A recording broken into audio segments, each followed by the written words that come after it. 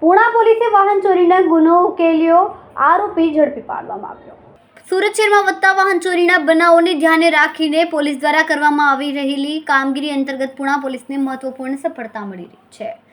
Police commissioner તેમજ ઉચ્ચ અધિકારીઓના માર્ગદર્શન હેઠળ પુણા પોલીસ સ્ટેશનના પોલીસ ઇન્સ્પેક્ટર VM દેસાઈ અને સિનિયર પોલીસ ઇન્સ્પેક્ટર RH મોરીની ટીમ દ્વારા કાર્યવાહી હાથ ધરવામાં આવી। પેટ્રોલિંગ દરમિયાન સર્વેલન્સ સ્ટાફને મળેલી ચોક્કસ બાતમીના આધારે પોલીસે શંકાસ્પદ વ્યક્તિને ઝડપી પાડ્યો। તેની પાસેથી હીરો કંપનીની સ્પ્લેન્ડર પ્લસ મોટરસાઇકલ મળી આવી, જેના આગળ પાછળ નંબર પ્લેટ નહોતી।